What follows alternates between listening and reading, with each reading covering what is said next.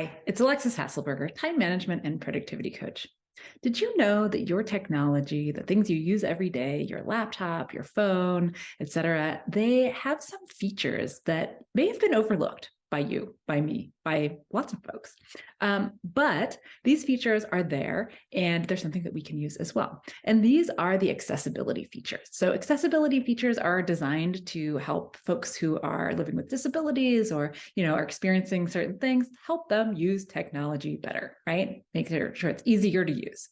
But these features, they lift everyone up. These are features that you can use. You do not have to, have a specific issue or have to be living with a certain disability to be able to use these features.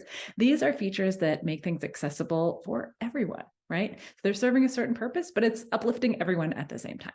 So what are these technology features? What are these accessibility features that you might find beneficial, regardless of whether or not you are, struggling to use technology or are struggling because you're, living with a disability or something like that? What are these features that we can use? So I have found a number of features to be useful in so many different instances, and I want to share some of those with you in case they haven't been something that you have tapped into yet or haven't really even thought about. So one of them is voice typing. This is one of my favorite accessibility features out there. So within Google G Suite, Google Docs, Google Slides, etc., you can enable a feature called voice typing. And what this does is it's essentially dictation. It allows you to speak and it will type. Somehow it will get punctuation correct most of the time. You can add your speaker notes in your Google Slides. You can write whole documents this way. You can write your emails this way by drafting them in there. And this is a method that for a lot of people, like writing produces a little bit of anxiety, right? It's like we need to sit down, we need to create the first words. And there's kind of there's writer's block, right? We've heard of this before. Sometimes if we talk things out, it's easier for us to just get it out there, right? Or, maybe we are struggling with writing for any number of reasons, right? But this is a way that we can get things down onto paper or digital paper in a way that is faster and that helps us get to something that we can edit much more quickly. Now, maybe this is just something that we use because it's how our brains work. And maybe it's something we use because, we have issues with typing or something else, right? Now, the opposite of that is text-to-speech technologies, right? So there are a number of different free apps. In the blog post that I wrote, related to this YouTube video, there are also some options in there. But essentially, if you find it easier to listen to things than to read them for any reason at all, there are lots of options that will read your whatever the text is that is on the screen, on your computer, on your phone. It will read it to you so that you can have a text-to-speech capability. So you can hear this instead of reading it. And that might be useful for any number of reasons.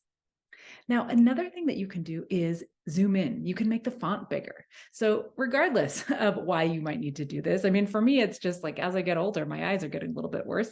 But if you want to see something better, you can zoom in. So you can make the font bigger. You can zoom in on your phone. You can do the same on your computer. You can zoom in to make things easier to see. Now, you also might not know that you have access oftentimes to transcripts. So when we come back to whether we're hearing something or whether we're reading something, if it's not as easy for you to digest things when you're hearing it, maybe you love podcasts, but you don't find it easy to take in information auditorily. Well, most podcasts are going to have a transcript there that you can download so that you can actually listen, so that you can read it instead of listen to it. So there's lots of different modalities that we have access to now that we aren't always thinking about. Another big one is subtitles and captions. You can turn these on virtually any platform that you're using, right? So whether you're using YouTube, you can turn those captions on. If you're using TikTok or Instagram, all of these things will allow you, Netflix will allow you to turn the subtitles on. And sometimes that is a little bit easier for us to pay attention, to engage, to understand when we are hearing at the same time that we're reading, or when we have those subtitles available there, or when we want to learn something that is on a video, but we don't have, we're not able to listen to it at the time because who knows, maybe we're in a public space, et cetera. Those captions, those subtitles are going to be really, really helpful. And then lastly, on your phone, whether you're on iOS or whether you're using an Android, you are able to set custom gestures for things. So you're able to set up like a double tap or a tap or a long press to do different things. And so you can set those up to help you to use your tools in a way that is easier and faster for you. So there are way more accessibility options than I have had the time to go into right now. But these are just a few of the ones that I find I bring up a lot because they're helpful in so many different situations, and they're ones that I use a lot myself.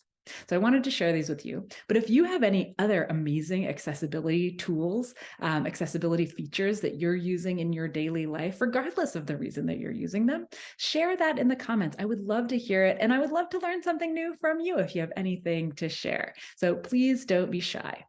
And if you would like to continue receiving content just like this, you want tips, you want tricks, you want to have a little weekly dose of productivity and stress reduction, then make sure to subscribe so I'm in your feed every week. Hey, it's the video editor here. I just want to quickly say that only a small percent of the people that watch my videos are actually subscribed. And like she said, if you want to appear on the feed every single time she uploads, then just subscribe. And I doubt you will regret it.